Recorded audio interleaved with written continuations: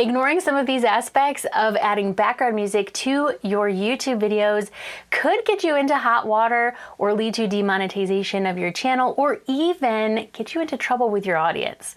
Let's talk about it. Now, most of the time, deciding whether to use background music or not, or where to find it, or what background music to choose for your videos is an afterthought for content creators, which is understandable because there is a lot of confusion around what background music you can and can't use. Like, what is free background music? Is that free in a monetary sense? Is it royalty free? Is it copyright free? But if you're using music in your videos that you downloaded to your music library or ripped from your old CDs, or even used from one of the free background music YouTube channels, you could risk getting yourself into some hot water, not only with the creator and copyright holder of that music, but also with the platform you posted it on. So whether you have some videos already created or you're just getting started, in this video, you're gonna learn the do's and don'ts of using background music without getting in trouble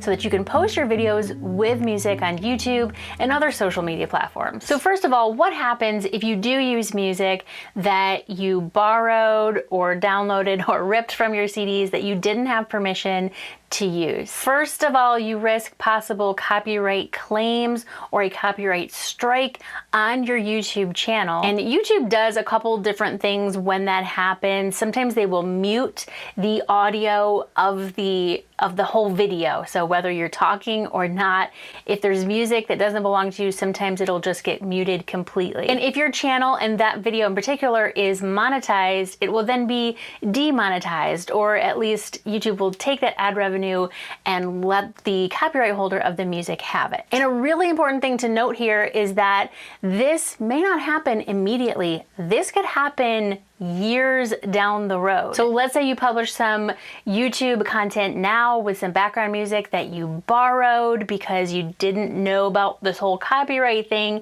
Years down the road, you could have your video taken down, you could have your channel demonetized, you could have your videos muted, and I don't want any of that to happen to you. Now, without going too far down the rabbit hole, I want to let you know I'm not an attorney, but I did take a media law class in college, and my professor for that course was very passionate about copyright protection and how it's related to free speech and why it's so important that we protect not only our own copyrights, but also the rights of others. This is too important to ignore, especially as a content creator, because everything that you create is protected by copyright. That means you own it. Even if it's publicly viewable on the internet for strangers, you still own it and you get to decide what happens to it. So when it comes to things like background music, photos, graphics, stock videography, we should have the same respect for the artists who create those things that we use to enhance our content. So how do we do this the right way so that we respect other people's copyright and don't get ourselves into hot water in the future? Well, there's a really simple solution. Actually, there's two solutions. One, create your own background music and then you own the copyright. Or two, use background music that you have permission or a license to use within your YouTube videos. This is known as royalty-free music, and royalty-free music is the type of music that you want to look for your YouTube videos and really for all of your social media. Now, don't confuse royalty-free with copyright-free. We're not talking about copyright-free. That term doesn't actually make a whole lot of sense. So if you're using background music that says it's copyright free, make sure you read the fine print. Royalty-free music is music that someone else created, somebody else owns the copyright, meaning they literally own the right to copy that music and decide who else gets to copy the music. And that copyright holder has granted permission to others to use the music without having to pay a big royalty fee every time they use it. Does that mean it's free monetarily?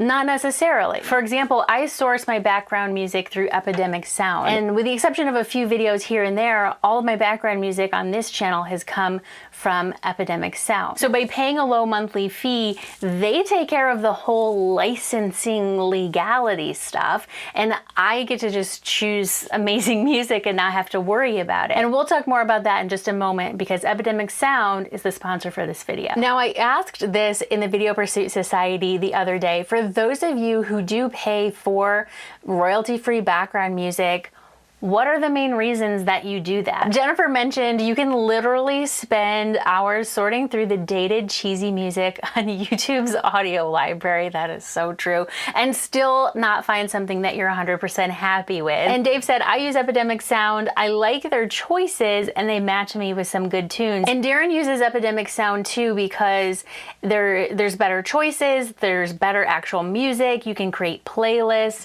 and then you don't have to worry about copyright. And Bill agreed that copyright and good variety is why it's worth paying for background music. So let me explain how this works. I have Final Cut Pro open here, but pretty much all video editing apps, software, doesn't really matter what platform you're using. You should be able to import any background music clip. It's probably going to be an MP3 file, but you definitely don't want to just drop it in there, export your video, upload it, and walk away. That is what I meant by getting into trouble with your audience. If your background music is too loud, too distracting, to anything, you're going to get on the nerves of your viewer, and you don't want that. You don't want your viewer to have to strain to hear what you're trying to say in your video over the background music. You don't want them to get annoyed and then, you know, click off and go watch something else. And don't worry, I have some really basic tips for making sure that your background music doesn't miss the mark in your YouTube videos. But first, I want to tell you, bringing you new ideas and tools that will help save you time, maybe save you some headaches, is really what this channel is all about. And I want to thank Epidemic Sound for partnering with me to bring you this video. The big reason why Epidemic Sound is my choice for background music is because the library and selection is huge, not only with music of all different genres, types, styles, beats per minute, but also sound effects. That was more than one big reason, but it's actually the little reasons. It's the small details that make creating with Epidemic Sound a no-brainer for me. One is this find similar option here. When I'm searching for background music, I don't know what I'm searching for. Like, I don't know the words to use to search for a certain style. But when I come across a sound that I like, where I like the style, I like the vibe, all I have to do is hit find similar, and Epidemic Sound is gonna go find similar music to that. It might be by the same artist, it might be the same general style and vibe, and then I don't have to search, I don't have to know the words to search for certain types and styles of music. I can let Epidemic Sound just kind of like recommend stuff to me. And sometimes I actually browse the library on my phone when I'm just kind of collecting some new ideas for some background music, and then I just add them to a playlist. I have a playlist on here of tracks that sound like they would be from Downton Abbey. Now, you can use the link in my description for a free 30-day trial of Epidemic Sound. Anything that you download and create with that music within the 30 days is going to be totally fine as far as copyright is concerned, even if you don't continue with a paid account. Now, if I've gone through to find some new music for a video, what I like to do is download the full mix of like usually 2 or 3 different songs, just so that I can try them out in my edit and see what's going to work best. So I'm going to take these 3 clips, I'm just going to drag them down here into this particular project. And like I said, we're not just going to drop them in and leave them there. We need to make some adjustments here to make it work for the edit. So usually the first thing that I do is bring the volume down. So I can either grab this little bar, bring the volume down, or over here at the top, we can actually go by the decibels. Now, depending on the editor that you use, sometimes you have like a percentage. So I always bring it down so that it's less than 10%. Usually it's around like 5 or 6%.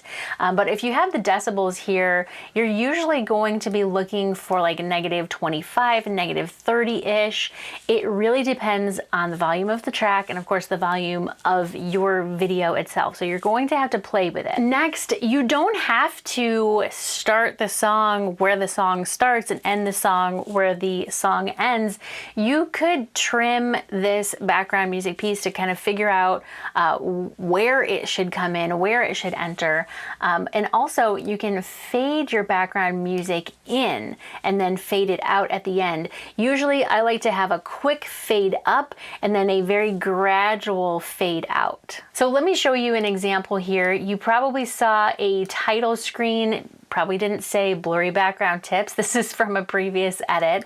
What we like to do is have a title screen and have a little bit of music to kind of help with the transition of the video. So you can see here that I have a slight fade in and then a more gradual fade out. I'm actually using some keyframes here to fade it out. So if you're not totally sure if the background music volume is okay, here are a couple things that you can do. Number one, edit with earbuds or headphones or something on. Usually for me, the background music is enhanced quite a bit when I have my earbuds on. So I always like to make sure I check and see what it sounds like. Number two, this is actually really helpful.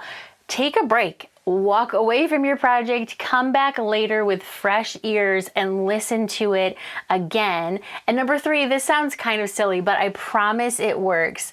Close your eyes and just listen to your video. When you can't see what's happening on the screen and you can't like read your lips, it's a little bit of a different experience and you can kind of hone in on what you're hearing to make sure that it all sounds natural and it all just kind of works together. So if you do all three of those things and if you're still not totally sure, you could always reach out to a content creator, friend of yours, and ask them to give it a listen for an additional opinion too. When it comes to selecting music, I mean, to be honest, what I like to do is just say, do I like the sound of this music? Does this sound like something I would put in my video? And if the answer is yes, then I go with that. But another way to look at it is ask yourself, how do you want the viewer to feel when they're watching this video? Which is kind of an odd thing, I think, when it comes to like a how-to video or a tutorial video, like what I usually do. But you could really use the music to draw out like sadness or frustration or anger, or make somebody feel like, oh, this is kind of fun, this is light, this is easy, this is something we can do, this is really informative. Personally, like I said, I reuse a lot of this same music in my videos. I'm not creating cinematic pieces. My videos are how-to and tutorial videos. So every once in a while I come in, I find some new music that I really like, and I start to incorporate it here and there. Plus the sound effects. Oh man, I was so happy the day that I realized Epidemic Sound had sound effects, because a lot of times what we do in our videos is if we show like a little screen grab of a previous video that I did, like you can see right here, we can add a little boop and a little click. I walk through the simple video settings to put the camera in manual mode, which is really going to, it's very subtle, but it's there. There's a boop and then there's a click. We'll put an example here. See? Cool. So now you know how to add background music to your YouTube videos without getting into trouble. Don't forget to use my link in the description to try Epidemic Sound free for 30 days. And when you dive into the Epidemic Sound library, you're going to be so inspired to use that background music in your next video. So let's get them out there. I've queued up my next video over here on how to create videos when you don't have time to create videos. Let's get to it. I'll see you over there.